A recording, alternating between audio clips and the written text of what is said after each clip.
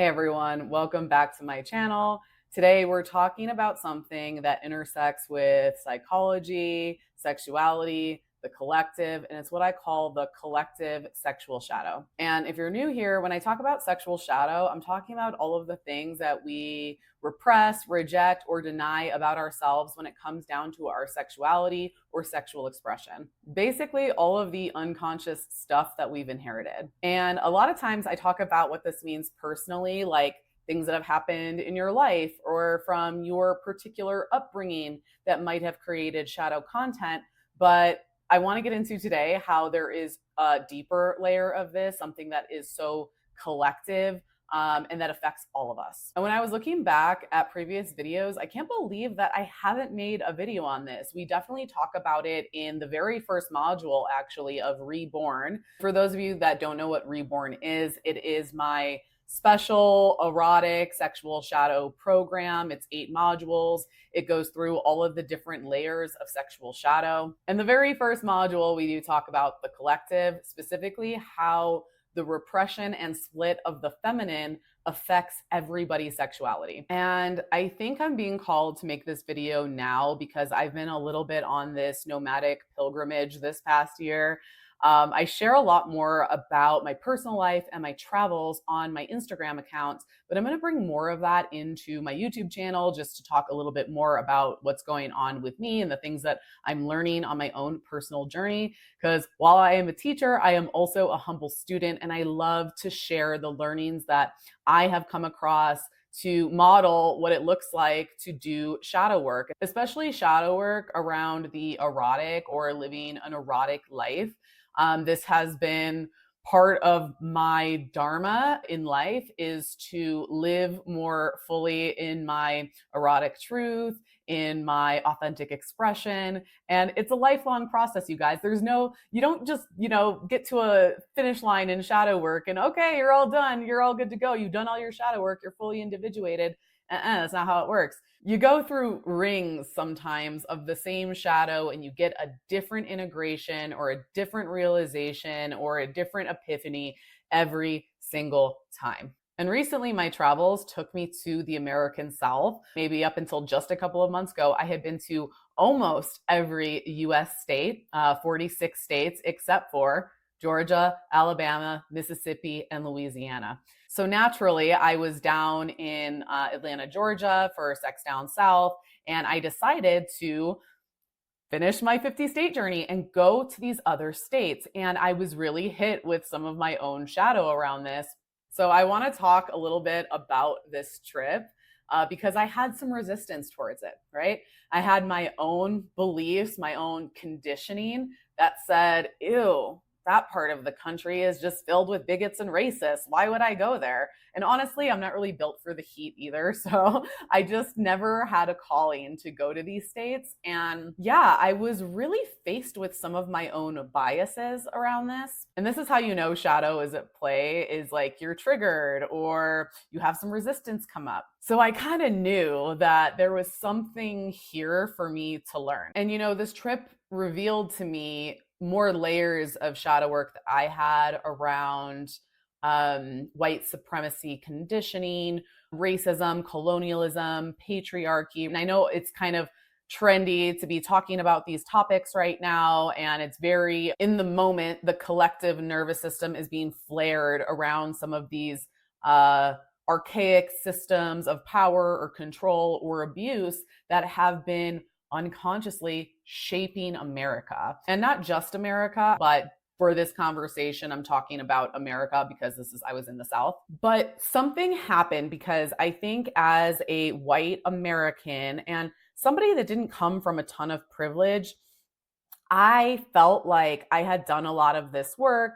I felt like my hands were somewhat clean, right? Because I didn't have ancestors that ran plantations or owned slaves. So I thought. By the way, white people, just do a little digging, because this is also part of the shadow work. I had no freaking idea until very recently when I did my ancestry.com. I went down the line and found my family, many generations for as far back as I could go, were always working class people. but there was one generation of my family that did own a few slaves. Wasn't a big operation, but they did own slaves. And this is the thing too, is I think that, as white people, especially if we had, working class or even like poverty in our background, we don't really think it applies as much to us. And I've done shadow work around this. And I suggest you do too, if you're a white person, to really think about, okay, sure, right? Maybe my family wasn't totally rich off of slavery or something like that. But as a white person, whiteness has granted me privilege and possibilities that a Black person in a similar financial status would not have access to. Anyways, I did a lot of shadow work. It was very intellectual. It was very in the mind. I can talk about these systems. I can talk about how to do this shadow work, but there was something about being in the South that moved some of this work out of my intellectual thinking mind into my body. Being in the spaces, as a psychic empath, right? Being in the spaces of the plantations where slavery took place. I saw a lot of art, went to a lot of art museums, and I was just soaking in the energy of the American South.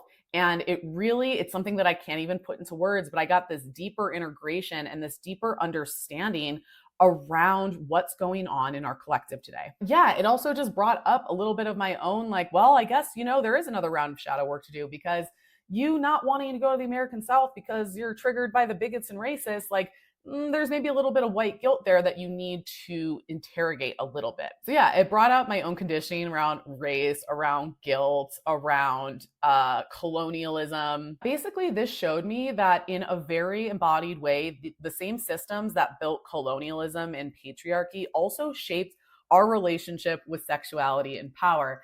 And I was thinking a lot about how this is what BDSM is in like a really symbolic sense, right? It is playing with power. And I talk a lot about BDSM and kink, but it is a way that our collective psyches are essentially playing with and being able to feel power or feel powerless or be in these power dynamics because we've been in this system of hierarchy and control.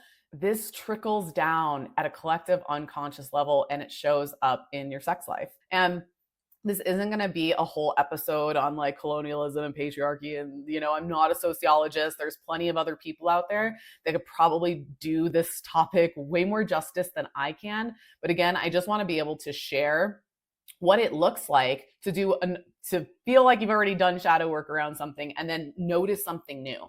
Right? Because this is the journey. This is the individuation journey, is you're coming up against the same topics and the same themes over and over and over again. But basically, this is what I want to say, okay? Colonial conditioning and sexual oppression come from the same root. It's the mindset of domination, hierarchy, and control. Colonization is about extraction from the body, extraction from the earth. It's about owning instead of relating. And this was another big thing that came up as like this, I've been doing a lot of this work around collective suffering in the mind, and I haven't been receiving it in the body. I haven't been witnessing it. This is part of the work too, to understand that under some of these systems, we've had to turn a blind eye to suffering. And I had another kind of soul retrieval around this of there were certain aspects that I could just kind of intellectualize suffering and not necessarily feel it. And there was a little memory that came up when I was a very young person after I had told my family that I had been molested by a different family member, and everything fell apart. And I remember crying a lot by myself and feeling like nobody really saw or could fully witness my suffering and how that carried through. And so as I've been processing this, I've been thinking a lot about how, as people, as a collective, if we want to heal the harms that have been done, we have to be able to witness. Going back, colonialism, it's about control, it's about disconnection, and this energy has shaped the collective body. It's taught us to dominate nature, to ignore instincts, mistrust the sensual, mistrust our desires, our sexual desires. It's taught us to mistrust our emotions. It's taught us to mistrust the feminine. So under patriarchy and colonialism, entire groups of people have been oppressed, right? So that's people of color, that's indigenous people, that's women, okay? And this oppression runs so deep in our collective nervous system, runs so deep in our unconscious shadow. And this is where we have to start looking at shadow as a collective thing that we all need to integrate. And I'm going to get more into the sex piece because this is, again, we talk about it in Reborn, but I want to talk about it here, is that this has created on a sexual level a Madonna-Whore complex collectively. We all have it. So I want to just go back because I don't feel like I said what I wanted to say about this, but witnessing each other's pain. Again, when I was walking through these plantations, the art exhibits, these memorials, there was something that I was feeling in my body because I was actually there, fully being present and witnessing. I see this so much right now, how it comes up in the collective. We're not acknowledging each other's grief or pain or suffering, and it creates more division. And I'll give an example. Right now, you're seeing this happen, especially between men and women, where women are starting to say, I don't want to get married. And, men are being asked to step up more on an emotional level versus just being financial providers, which has been their role in society for a very long time. Women are asking men like, hey, can't you see the ways that you've centered yourself and objectified us? Can't you see the ways that your conditioning under patriarchy has been harmful? And I'm not going to say all men, but a lot of men will have this reaction of shame of, well, then I guess I just suck. I guess I'm just a bad person then. Or you can see they're going this kind of red pill route where they're wanting to, really claw back and go back to the way that things were, because they don't want to relinquish, right, any unfair, unearned power in this system. And on top of that, I don't think women are giving men any grace in this, and are, if men try to do anything, it's still not enough and they still suck or whatever. And to be fair, when people have been victimized under like a system of power or they've been oppressed, anger and like a big fuck you is part of the healing process. Like, in order to take back your power, you have to say, fuck you, no, I don't like that, get away from me, and that kind of anger or that kind of, criticism can really land on the people that were part of the group of the oppressors and make them feel lots of shame and make them want to be defensive and push back against this. So again, you're seeing this happen. And instead of men witnessing women and saying, hey, they're really mad, about this, or they feel a certain way about this. And yeah, maybe they're being a little mean to me, but they have something that they need to say, right? And I should be listening to this because this is important, instead of getting defensive, instead of doubling down. And I'm seeing this same thing happening between white people and people of color. People of color are like, oh my God, you guys, you white people, get out of your colonial mindset, get out of your white supremacy mindset. How can't you see that the way that you interact in the world and the way that you just assume power or try to take control of our movements or dismiss us under white supremacy, how can you not see that that's hurt us? And I've seen, and I've sometimes felt this way too, right? I felt a little bit like, ouch, it's like sometimes as a white person, you want to stand up and say something. And then it's like, oh, but you're being performative now, and then you're like, well, then what am I supposed to do? And I know I've struggled with this as well. And the lesson here is, how can we just still stay present and not take these things personally? And I do a lot of work in the unconscious with shadow work and IFS work with people. And it's the same thing when we're working in your psyche and we come across a part that's been oppressed, that's been cut down, a vulnerable part, right?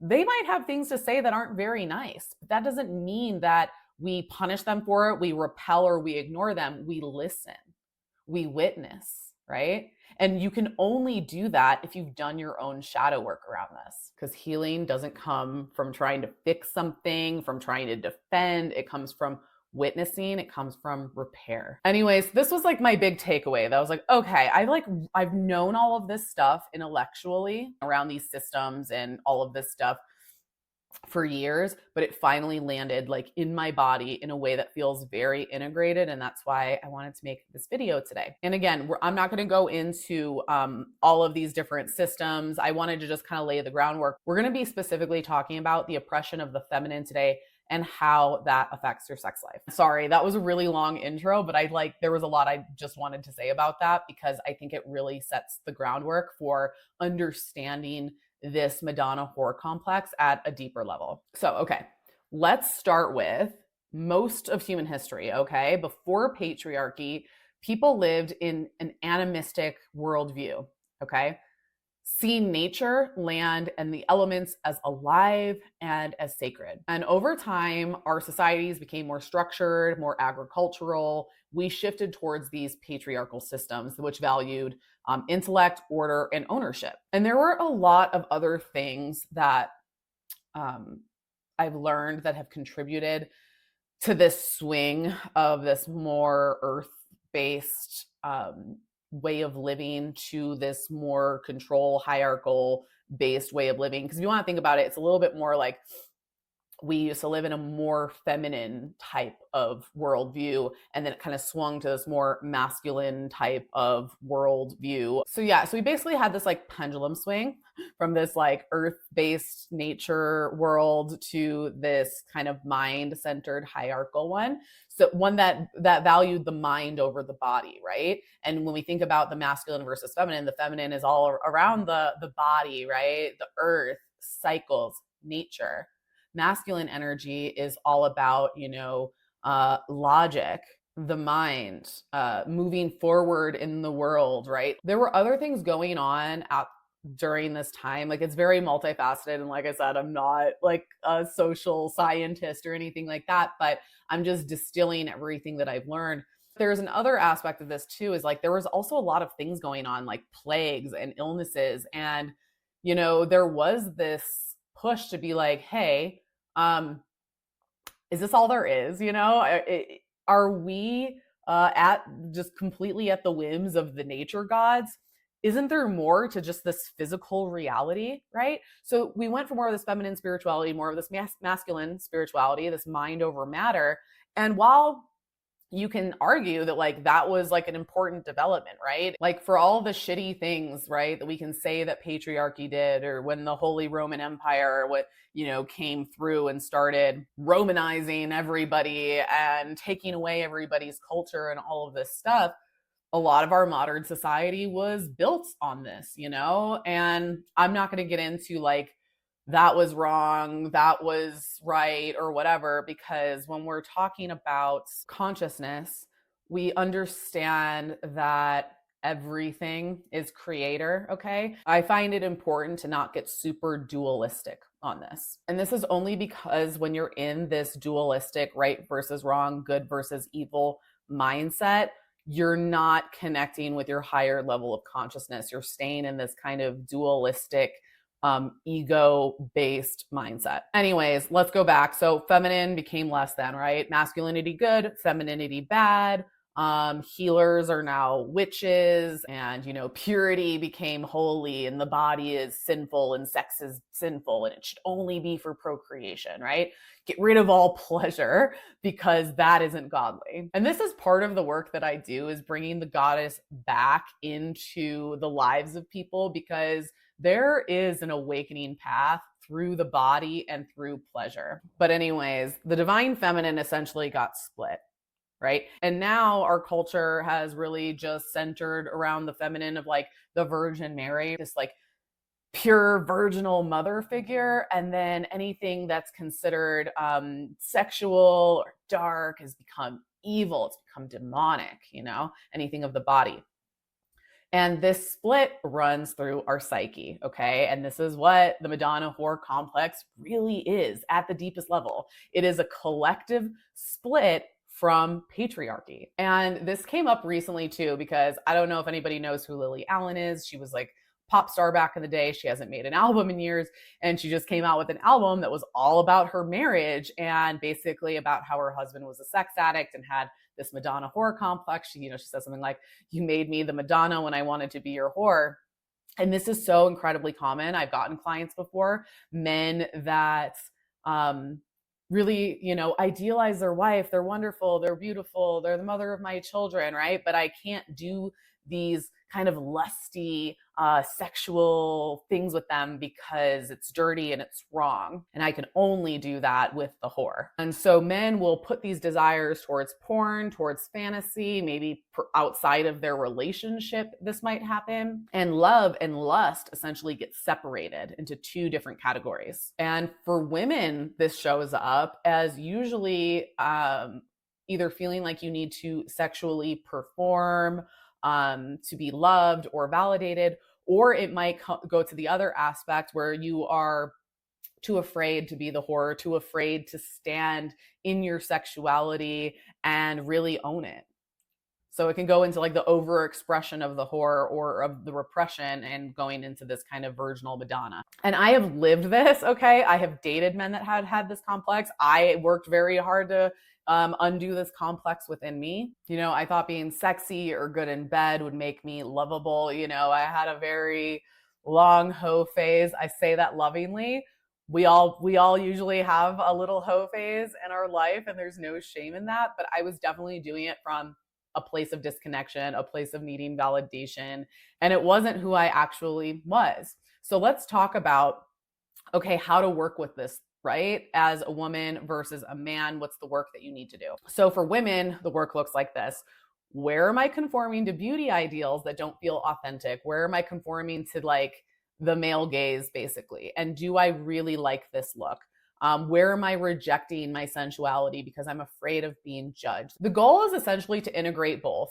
You are this beautiful light goddess, Aphrodite kind of energy, and you're also the whore. Like we're both, okay? As women, this is what I think what we really, the work for us, the shadow work for us, is to really own our duality in this, right? To really own the fact that we are both and that we're mysterious in that way. And that's what makes us so freaking cool. And we don't have to just be the Madonna, and we don't just have to be the whore to be accepted. We don't have to pick a box. So if you've been living mostly in the whore archetype, basically, if you've been seeking attention or validation through sexuality, you want to call in more of the light feminine, that Venus, the Aphrodite, the energy of love, softness, and self-worth. And if you're mostly in your Madonna and you're afraid of being seen as a sexual being, this is where you want to call in the dark feminine. And we do a lot of dark feminine work in my program Reborn, where you get to align with the archetype that's calling to you, the deity that's calling to you. But some of these might be like Kali, it might be Lilith, it might be Hecate, might be one of these darker goddesses, but they hold a lot of power, they hold a lot of truth. And that's what feminine wholeness really looks like, is again having both of these in our pocket integrated. And for men, the integration of this complex really starts with your mother, the mother archetype. In Jungian psychology, we call this anima work.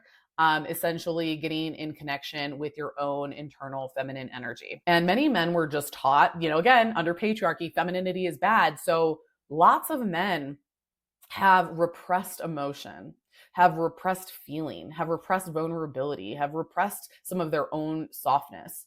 The biggest thing, men, when you're repressing your femininity, is you're also repressing your intuition, which is like the biggest gift you have access to. Another thing that happens too is that a lot of men, when they've really repressed, and women repress their masculine too and project it out on men. I'm not saying that doesn't happen, but just for this particular topic, how it shows up in men, when you are repressing your own feminine energy and you are projecting it out onto other women, you're seeing femininity as something separate than yourself, and almost this objectification kind of happens, right? Because you don't believe that you have access to it, or that you can express it. So the work for men is really getting in touch with this and doing more animal work. And I will say it's hard to generalize because everyone has a different relationship with their mother. But I have found that the men that I feel like struggle with this complex the most, where they have a really harsh split here, usually happens if they had a mother who was distant, critical, cold, or they just couldn't like attune to your needs. You might unconsciously crave that warmth you've never gotten through fantasy, through porn, through infidelity, while simultaneously shaming yourself for it. So yeah, I see that men will go towards sex with women to regulate themselves, and they unconsciously are going towards it because they didn't have that level of intimacy that they needed with their own feminine figure in their life and their mother. So this becomes almost like a compulsion. So that being said, you're not doomed, okay? If you're in this space, you just want to start with the mother archetype work. And I do have another video on here. You can go back, maybe it was a few months ago, where I talk about the mother archetype in the mother complex. And I have a visualization exercise in there to start this work. But again, we also go over this in Reborn. But basically, you want to get into like, how can you self-mother? How can you take care of yourself? How can you hold your own emotions? How can you feel your own emotions? How can you be more tender with yourself? How can you reclaim your inner feminine without trying to project it out onto other people? And then you can start meeting women from this wholeness instead of from this lack. And I also want to say, on a larger scale, there's this big integration happening collectively, right? We went from worshiping nature to worshiping control, okay? And from the body to intellect, from flow to domination, okay? And this is actually how shadow integration works. So, for example, if I'm working with a client and let's say they really identify, their persona really identifies with like being a good person, so they're people pleasing in a way that's like self-abandoning and it's kind of fucking up their life or whatever, right? We find out, oh, well, in the shadow, right, is like that person that's selfish or a bitch or an asshole or whatever, And once we bring that to consciousness, sometimes what people will do is they'll persona swap. They'll be like, you know what? Yeah, I'm not going to do this anymore. I'm not going to people please anymore. I'm going to stand up for myself.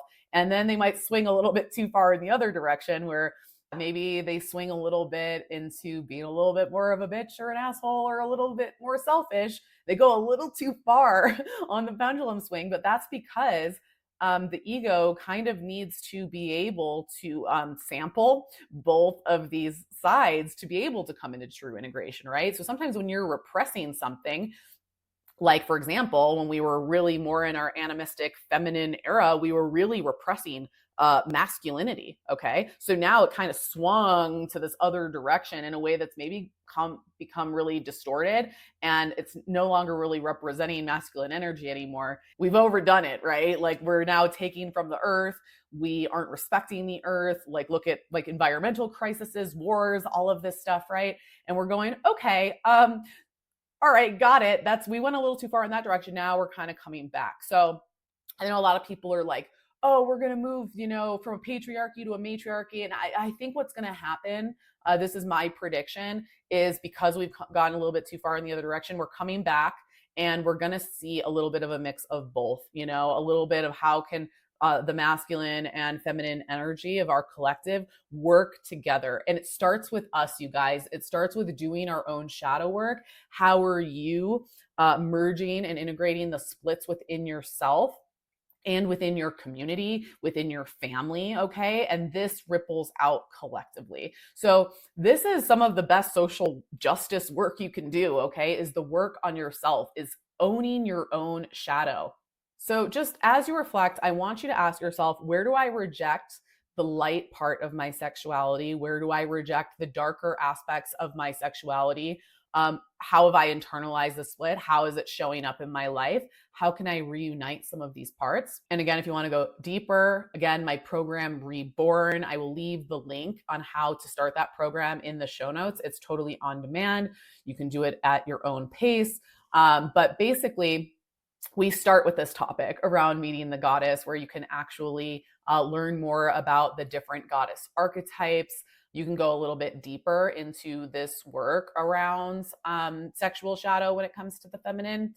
And then we go on. Like I said, there's 8 modules that start from the collective, but works its way up. And it's based on the chakra system. So the intention is integration of sexual shadow through each energy center in the body. And by the end of the program, you can be reborn, initiated into this erotically sovereign path. I'm telling you guys, I didn't know I needed to do this work until I started doing this work. It's one of those things, because it's so collective and because it's so unconscious and because we didn't even get into the religious aspect, right? To like all of the religious shame and guilt. Even if you weren't raised religious, that is really deeply embedded in culture and shame around our sexuality and sexual expression. But we go through all of it. But yeah, the whole program is to help you reconcile and integrate some of these exiled parts so that you can be erotically sovereign and you can be sexually free. Anyways, guys, thank you so much for being here. I hope this resonated. I hope this was helpful. If you're watching this on YouTube, please subscribe, like the video, leave a comment if you have any questions or you just want to share something. And if you're listening to this in audio form, please rate and review this podcast. It helps it reach more people. Other than that, guys, thank you so much for being here, and I will see you next time.